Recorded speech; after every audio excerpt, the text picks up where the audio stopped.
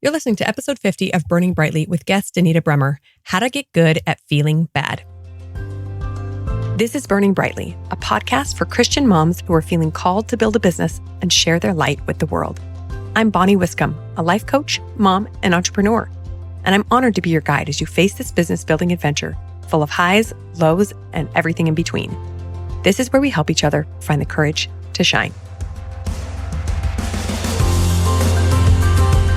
Welcome back, friends. Today, I'm excited to introduce you to Denita Bremer, who, she says, before becoming a fulfilled life and trauma coach, led a miserable life with a hot husband and 3 very healthy kids in Denver, Colorado. She says that her childhood trauma was a shadow that she has now learned to shine a light on, and she helps others do the same, especially on her podcast, which is entitled, If I'm So Blessed, Why Can't I Feel Good? She says she meditates and does yoga next to her bed because her office is too messy, which I think we can all resonate with. But today, I'm excited to talk to you about feeling badly and why it is so important and how to get better at it with Denita. Let's dive in. I have a wonderful guest today I'm really excited to introduce you to. Her name is Denita Bremer, and she has a new show out. Is that right, Denita? I do. I have a new podcast. It's called If I'm So Blessed, Why Can't I Feel Good? Ooh. Super excited about it. I really love that title. It's super intriguing. You want to give us just like the 30-second rundown of what your podcast is about if they can't figure it out from that awesome title? Yeah. So basically, I remember years ago before I got into coaching and being an entrepreneur and learning all the things that I've learned, where I kept asking myself, I have all these blessings. Why can't I feel good? And in the last 5 to 7 years, I've learned a lot of things. I've dabbled in mindset coaching, in somatic coaching. And I also always love studying and thinking about faith and spirituality. And so it's a podcast to kind of answer that question every week, every episode in a variety of different ways. So we're not just sticking with coaching. We're also talking about some other things like, do you drink enough water? Things like that. Just like all the things, a very holistic approach to feeling better. Okay, that's incredible. I think as coaches, we get so pigeonholed sometimes into the thought process, right? And the mindset stuff. We just think that's going to solve everything. But clearly that's not true. Would you say that's right? I would definitely agree with you there from my experience. Right. So what we wanted to dive into in this episode is talking about feeling badly predominantly. Now, so don't shut it off yet. We're going to talk about some good stuff, but especially from the perspective of Christian women. What do you see, Denita, in your experience of talking about this sort of thing as a really big temptation for these Christian women that are very blessed when it comes to like avoiding negative emotion? Like, what is our problem? Tell me that. Yeah. Well, I don't know if I'm the expert on all the problems, but one thing I definitely see in the Christian women's sphere, and probably men too, is a lot of shame for not kind of fitting the mold, not being like the picture of success or whatever it is. And I think a lot of times we see what people are doing on the outside, but we don't necessarily know how they're feeling on the inside. We assume like, oh, they're smiling, their kid is going on a mission, or their business is making so much money, or whatever the things are that we see on the outside. We assume that they must feel good, positive, motivated, whatever those feelings are, when that's just not always the truth. And so we kind of slide into this space of, if I'm feeling wrong, I must be doing it wrong. I love that. And conversely, if things are going well for me, like you say in your title, why am I not happy? Yes. If what is on the outside is good, right, but what is on the inside is not as good, what's the disconnect there? What's my problem? Right. And maybe we start to feel guilty or like I'm not grateful enough because I have all these external blessings and I can't figure it out. I can't get it together. I can't feel happy. My life feels different than it should, especially compared to everybody else, right? We love the comparison game. Yes, exactly. So I do think comparison is a big part of this, and kind of assuming the inside work that somebody has or hasn't done is a big part of it. I mean, there are so many things. There are physical reasons, right? We have a lot of chronic disease in our world. There are mental, emotional reasons. There are spiritual reasons. Like, there are a lot of different ways we could come at that. That's a big part of what I do when I'm talking about on my podcast. But really, I just think it comes down to that expectation or that assumption of how we envisioned it feeling. And then when it doesn't feel that way, we're like, there's a problem, right? And that's really just our brain. Our brain's always watching for problems. Yeah. But oftentimes, especially for like women entrepreneurs, because I know that's what you do and who's most likely listening, I think it's almost a lack of capacity to feel good, right? Like the Mm. skill of being able to hold good feelings in our bodies without self-sabotaging. Because there's this concept from The Big Leap. It's a book by Gay Hendricks of this sort of emotional thermostat. And it comes up over and over and over again for me in my work, for me personally, my clients, all of that. And it sounds counterintuitive because we think everyone wants to feel good, right? But the truth is, when we're used to feeling bad, we actually want to feel bad. And Mm. so as soon as we start feeling good, as soon as we get like a little bit of success and we're like, oh my gosh, I'm so excited, it's working. Then we go, oh, this is foreign. This is different. What's wrong? Something's wrong. Let's sabotage that, right? So Yes. that's another element here. Yeah, I'm so glad you brought that up. And sometimes it's difficult for us to see that happen in ourselves. It's usually difficult, but most of us can resonate with seeing that in someone we love, right? A Mhm. family member or a friend who just can't seem to find satisfaction or contentment in their life. They're always focusing on the negative, and even when good things do happen, they almost either self-sabotage or seek out the negative aspect of it because they're so much more comfortable in that place of discontent. Yeah. And that's terrible. We don't want that for ourselves or for our loved ones. Yeah, but the truth is the key word there is comfort, Mhm. right? We tend to go back to what is comfortable or familiar, even if it feels bad. And Yes. this is a concept that probably many of your listeners have heard before, but when we actually sit with it and we let it be in our bodies, that idea that like, I have to grow my capacity to feel good. Like, why does feeling good feel bad? Right. So it's almost paradoxical. Mhm. It really has to come with experience, I think. I think that's why it's hard to see it in ourselves, which I agree with you. It is hard to identify in ourselves when we are self sabotaging. And sometimes we can, and we still can't stop it. Mm. And it Mhm. comes back to this willingness to be open to feeling whatever is. Right. Right. That's the ultimate skill. I'm here for it. Right. Up, down, sideways. Let's just experience it all. So Yeah. good. Let's talk for just a second about what is required when it comes to negative emotion as entrepreneurs. Because I know you and I talked about this before, and I think it's so powerful that building a business is very often uncomfortable, unfamiliar, and brings up a lot of negative emotion. And sometimes we're so disconnected with ourselves, we go straight to self sabotage without even considering, why do I feel this way? So, why is it essential that we become comfortable with discomfort, I would say, as business owners? Yeah. I mean, you said it. It is going to be uncomfortable. It is going to be hard at times. It is going to bring up our emotion. I tend to think that my business is a mirror for who I am, kind of Mm. thing. And when I see something that I don't like, that doesn't feel good. Mm. Right. So we have to be willing to sit in the discomfort to create anything in the world because creation itself is hard a lot of times. I mean, it doesn't have to be hard. Sometimes it feels easy, but most of the time, by and large, if we're creating something new in the world, that means it's unfamiliar. That means there's a learning curve. And that means that there's going to be some uncomfortable, difficult emotions, some negative emotions, is how we say it. So if you want the end product, if you want the dollars in the bank account or the program that you're creating or whatever it is that you're creating, if you want that, you have to be willing to go through the negative Mm. feelings. And I do think that one of the things we do is we make feeling negative mean that we're doing something wrong, but it doesn't. It doesn't mean that, right? Yeah. It just means that I'm doing something new or Mhm. this feels uncomfortable or you know sometimes guilt or shame can come up. It's like, oh, I'm making it mean there's something wrong with me. Whatever it might be, it doesn't necessarily mean that we're like on the wrong track or we're doing it wrong.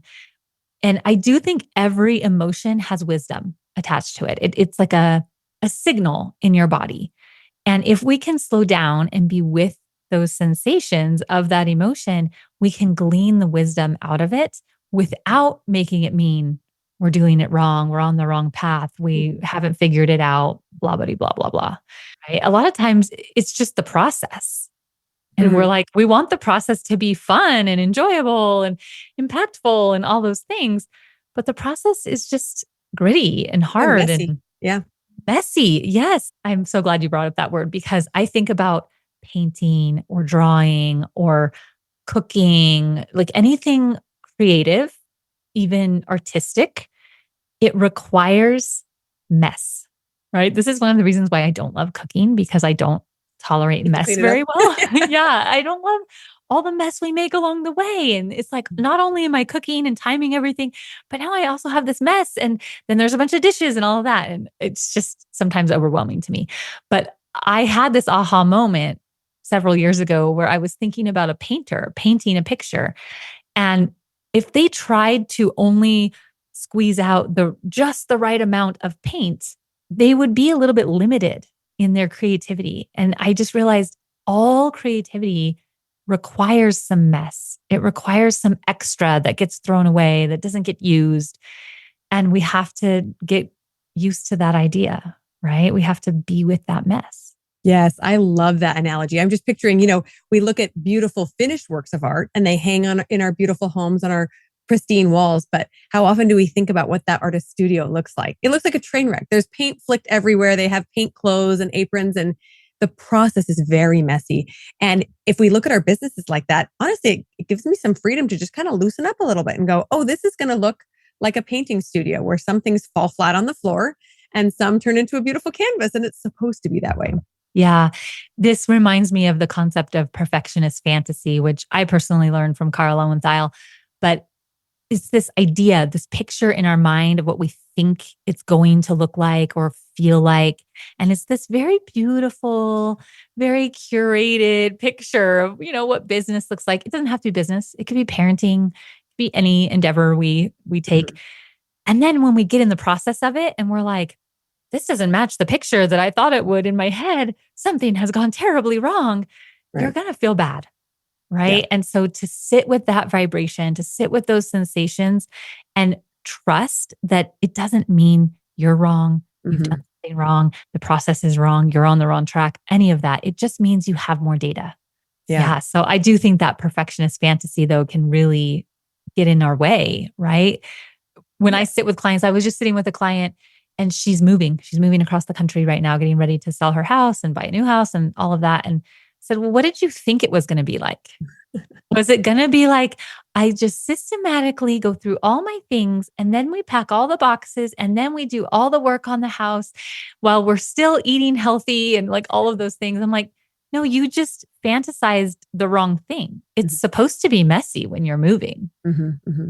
Yeah. There's supposed to be piles of crap everywhere, right? And Totally. so that's not what our brains do. Our Yes. brains see like the perfect version, the ideal version. Well, and as business owners, I mean, that's part of our creative process is dreaming, right? We want to dream and envision the future, which is so great. But I like to remind my clients very similarly that it's not much different there than it is here. It looks in our minds so beautiful and so perfect, but really our good and bad has just shifted a little bit. They just change shapes a little bit. The bad doesn't go away. The good doesn't miraculously just skyrocket.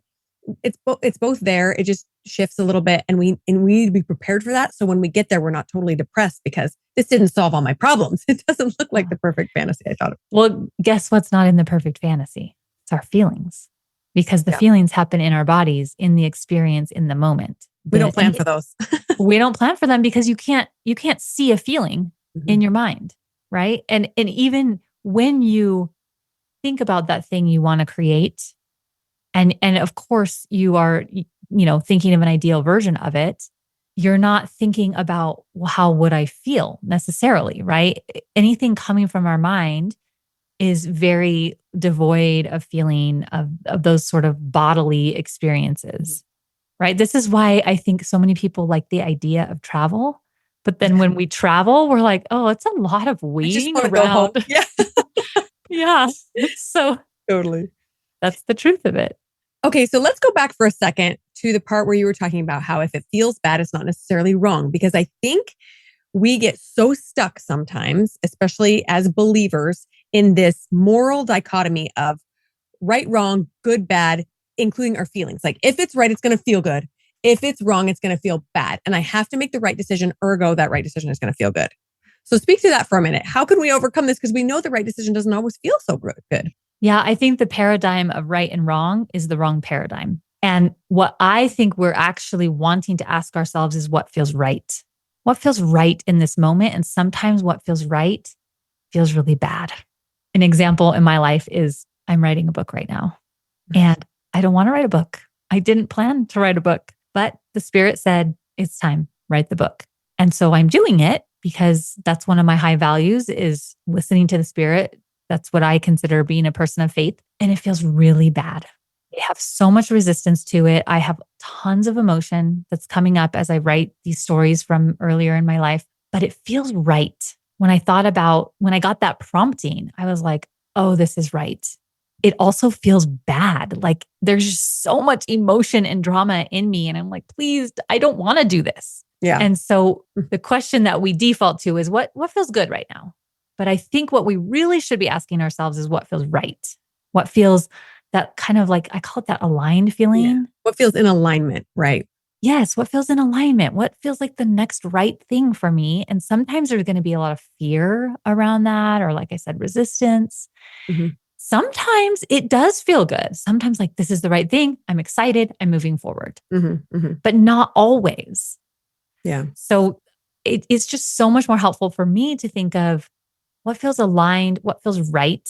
And even as I look back on some, decisions I made or actions that I took, almost always it felt right, but half the time it felt good and half the time it felt bad. So I think most of the time we act on what feels right. We can override that. I just know this about myself. I've done a lot of my own deep work and I've been a personality type system nerd my whole life. I know that I have a very strong sense of identity of who I am. And so it's a little bit hard for me to override that just because that's so strong in me. But I know for many of my clients, when we kind of peel back the layers of, well, why did you do that? It's oftentimes when they have regret or they look back for some reason and they don't like the decision they made, it's because they were having some kind of prompting or intuition, something like that, and they ignored it or they overrode it. And so it is possible to override that. But I think that awareness of actually I'm asking what's right, not what's good or bad. Yeah, totally. And I think you also bring up a good point here because I see a lot of us applying a moral code to business decisions. And sometimes there really are decisions that feel much righter than others, even if it's going to be hard and it's going to feel bad. But I think the vast majority of decisions we make in our business are ours to make, and there's no right and wrong one. And I see a lot of people get really stuck on that. Like, well, I just don't know what the right one is. But what if we could just be free to choose whatever we wanted, even if it felt bad, even if we knew it was going to give us a lot of growth and it was hard, or we knew it was the direction we wanted to go and it was hard. Does that make sense? Like sometimes we just have to trust ourselves enough to take the first step. And part of this speaks to the part of our brain that wants to conserve energy. Yeah. We want to know the right path, even if we can logically get to the place where we're like, I know there's no right or wrong, but I want to know the path that's going to require the least amount of energy. Because that's a function of our survival brain. Our brain's always trying to keep us alive and it wants to conserve energy. It wants to do like the most direct path. And it's almost impossible to know. I mean, I dare I say it is always impossible to know what the most direct path is. And I do think we get caught up in that. At least I get caught up in that, wanting to not expend more energy than I have to. So I wonder if that's true for other entrepreneurs as well. And there is also an element of, I just don't want to have to feel the negative emotions along the way because negative emotions don't feel good. Right. But if we open ourselves up to like feeling whatever is, and it almost like the way I think of it is sensations. I boil down the emotions to sensations.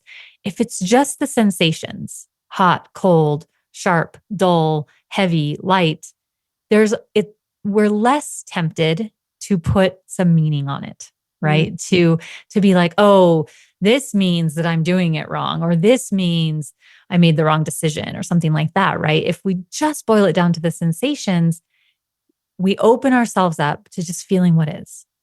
What is here in the present moment. And then most of the time, in my experience, it just flows through us. And then we're back where we were before we felt that negative emotion. Okay, so give us some tips. Let's say that we know we are dealing with some negative emotion and we're often pushing it away, but we know we need to move through it. How do you suggest we do that, especially when it comes to maybe a big decision in our business or something we just can't seem to wrap our head around because it's so uncomfortable? Yeah. Well, like what I just said, if you can boil it down to just the sensations and just sit with those sensations, I like to say 10 minutes. Can you sit and just describe the sensations in your body for 10 minutes? Mm-hmm. Even the process of describing the sensations, you can journal it if you want. You can speak it out loud. I've done that. I've been like, okay, my cheeks are hot. I feel tears coming out of my eyes, things like that. I kind of verbalize it to almost to help me focus because your brain's going to be like, let's get away. We should go eat a snack. We should check our phone. We should do this. We should do that because it's so uncomfortable. Mhm. But if you could do that for about 10 minutes, sometimes less, most of the time you get to this point where the intensity of the emotion dissipates. It usually doesn't last more than about 90 seconds unless we have thoughts that keep it activated in us, right? But if we can boil it down to just that sensation level and the goal is just be with it. Just let the sensation be there. Mhm. Most of the time it's like, "Oh, that's interesting. Now Mhm. it's gone." We just so much resist those negative emotions that we keep them alive in us, right? Right. There's Right. a saying, what we resist persists. Right. So that's the first step with a caveat. The caveat is that for many of us, and I was in this boat a couple years ago when I first started doing this somatic work, we can't do that. We can't even get ourselves to sit there for 10 minutes because there's a reason why it feels so uncomfortable. And so we need somebody else's support. We need that co regulation. It's almost like energetically, we rely on the other person, their groundedness. They're not in it. So it's not as intense for them. And once we have that support, I think, I don't know if you're a Harry Potter fan, but I love Harry Potter. And the point at the end of the whole series where Harry Potter's walking to his death, right? And he turns the stone and his mom and dad and people who have died come to him, it's what he needed to be able to walk to his death, right? That extra support. Mhm. So some people need some extra support. It doesn't have to look like someone who's telling you what to do. It could just be someone sitting next to you, right? If you've ever had an opportunity to be in grief, you know what it's like to just have someone sit with you in silence and how supportive that can be. So that's the caveat is that if you can do it by yourself, where you just sit and you describe the sensations of your emotion, fabulous, great. But not everyone can because of their life history, the things, the associations their brain and nervous system make with those really difficult sensations. So some people need a little added support, and there's nothing wrong with that. It's just the path that you're on. That is such a great reminder. And also a good reminder that it's going to be certain things are going to be more uncomfortable for certain people versus others, right? And again, to not compare, sometimes as we're building our business, we might look over at so and so and go, oh, she has no problems public speaking. Why is that so easy for her? Why is it so hard for me? Why do I want to cry every time I stand up in front of people or whatever's coming up for us? And to just acknowledge that, oh, my brain just functions differently. And this is going to be something I need to work on a little bit more than maybe Susie so and so. Yeah, I had that same thought. I was certified through the life coach school and I saw all these coaches immediately making so much money. And I thought, oh my gosh, what is wrong with me?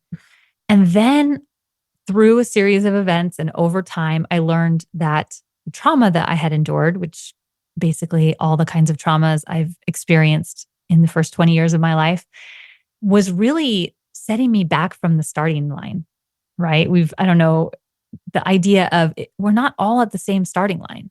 And that was so comforting to me. And in a way, it was a little discouraging too, because, I'm a human and I want to get the results and the impact faster. But when I realized the trauma that I had endured was still showing up for me and was really preventing me from showing up bigger in my business. And I saw it as like, oh, all these other people, they were at this starting line and I'm way far behind that. And I have kind of, pre work to do before I even get to the starting line where they were. It really helped me not have as much shame, not compare. Right. And it's impossible to compare because I think all of those experiences we've had growing up, if I think we've all experienced some kind of trauma on a big scale or a small scale. It does come and affect us in our businesses, right? To have a business, to sell a product or a service means that you have to show up in a public way, right? And there are varying degrees of how public you have to be, but it's in relationship, right? Who are you selling that service to? It's not in a vacuum.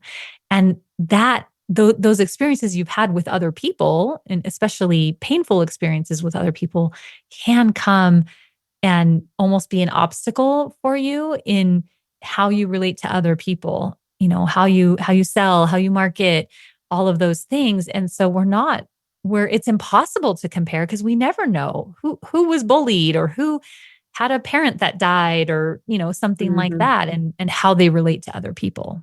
Yeah. So why is it specifically that these traumatic experiences that we may have left behind 20, 30 years ago would cause us to struggle to feel those negative emotions? Because that's what you're saying, right? Is like it's hard for us to feel embarrassment or imposter syndrome or whatever it is because of what we've experienced in our past. Yeah, it's because by definition, trauma is in the present. It's whatever happened back then never got fully resolved. So you've been carrying it around for 20, 30, 40 years, and it is still in the present. So for me, I wanted to be more successful in my business. I wanted to grow. I felt like I had learned tons of things. I had all the tools. I intuitively knew I don't need anything else. I should be able to do this with the tools that I have. But something kept coming up when I thought about like speaking to people on a bigger level, on quote unquote bigger stage, not necessarily a physical stage, but Mhm. more followers on social media or whatever it might be. Something kept coming up and like, ugh, like it physically felt like I was being stopped in my chest. And I kind of knew in that moment, I was actually sitting on a coaching call. So this is the power of coaching, right? And having somebody to be with you through this. And I told her, I said, when I think about speaking, because I don't really consider myself a speaker, but when I look at my future self, she's speaking on stages. And so I'm like, well, how the heck am I going to get there? It feels like I'm naked on stage and everyone, the audience is awkwardly silent and I can't see, the lights are in my eyes and I like can't talk. I'm frozen. And I intuitively knew, oh, this is trauma. Like this is coming up for me in the present moment when I think about my business.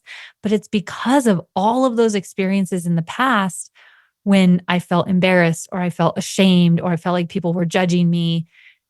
And I just froze and couldn't talk at all.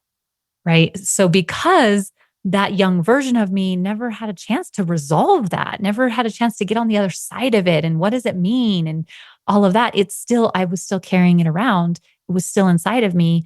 So when I thought about being seen in bigger ways, that's what came up.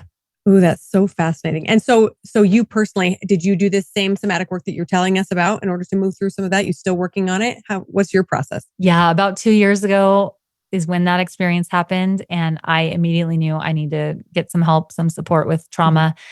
So I found a coach who did somatic work and worked with her one on one for 6 months. And like most of the sessions were very little of us talking and just her supporting me through feeling, through the sensations in my body. Urges come up, resistance comes up. And, she was very skilled at helping me resolve a lot of those feelings that originated in my past, but were still present for me. And I continue to do that work. So for me, it has become less about the thoughts and the mindset and more of just feel it Yeah. all, feel it all. And I sometimes think we kind of pile up the feelings because we're human and we have the ability to kind of procrastinate feeling and I'll Yeah. get to it later and then we never And then do. we break, Or we fall apart. break, right? We get burnt out, we whatever. And so I really have several practices. I have a very long, spacious morning routine that helps support me. I love to walk, but I can't just walk for 15 minutes. I have to walk for like an hour every day. I journal, I read scripture, I do a lot of things to support myself and I'm starting to get better at it, but I Yeah. still am human, right? I still have moments when I'm like, I don't want to feel that. And Mhm. so it's less of a like one and done and more of a practice, more of a lifestyle, I would say, at least for me, because I do have lots of traumatic experiences in my past.